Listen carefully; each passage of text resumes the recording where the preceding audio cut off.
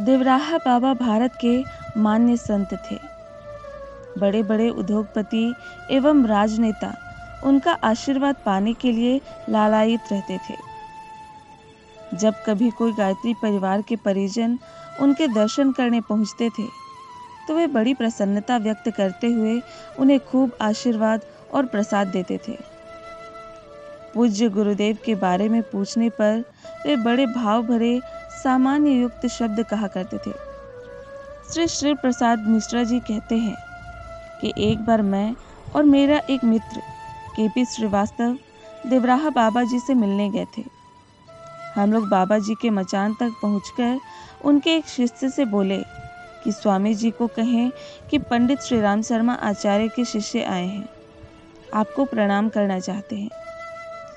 संदेश मिलने पर स्वामी जी ने दर्शन दिए और बोले, अरे पंडित श्री राम शर्मा आचार्य के बच्चों को हमारा प्रणाम।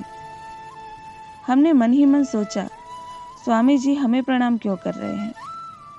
तब तक स्वामी जी स्वयं ही बोले, आचार्य जी के शिष्य हो तुम, महाकाल्य के शिष्य हो, युग देवता के शिष्य हो, सामान्य नहीं हो।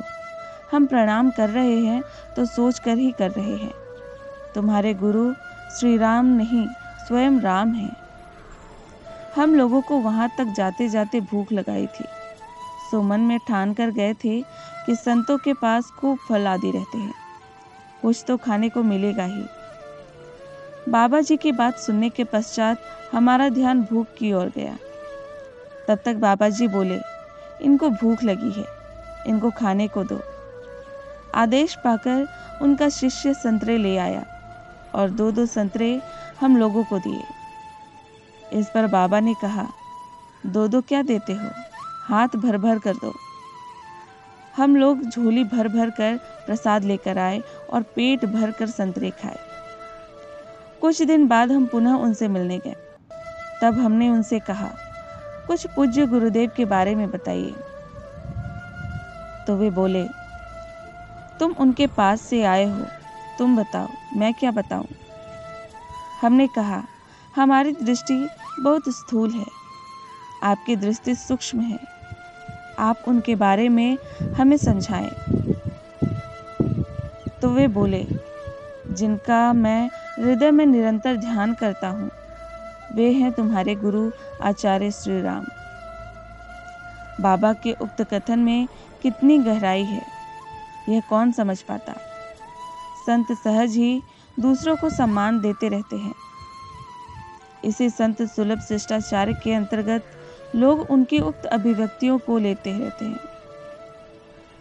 एक और तथ्य है, पूज्य गुरुदेव के शरीर छोड़ने के कुछ दिन बाद ही बाबा ने भी शरीर छोड़ दिया था। इसे भी एक संयोग कहा जा सकता है, लेकिन निस्मरण से उनके कथन और परस्पर संबंधों की गहराई प्रकट हो जाती है।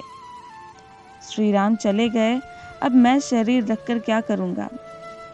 बाबा के शरीर छोड़ने के बाद उनके एक अनन्य शिष्य IAS अधिकारी जब पहली बार शांति कुंज पहुंचे तो चर्चा के दौरान उन्होंने पूज्य गुरुदेव द्वारा शरीर त्याग की तिथि पूछी।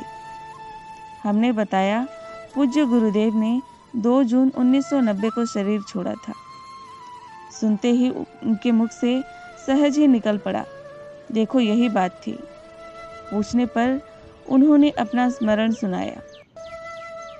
बाबा के देह त्यागने से कुछ दिन पहले वे बाबा से मिले थे, तो बातचीत के दौरान बाबा बोले, अब शरीर रखने का मन नहीं है। हमने पूछा, क्यों महाराज।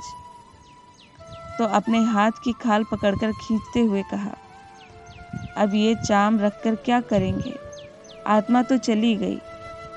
मैंने कहा, महाराज बात समझ में नहीं आई, आत्मा कैसे और कहाँ चली गई। तो बाबा बोले, अरे वे श्री राम चले गए ना, अब ये शरीर रखकर क्या करूँगा।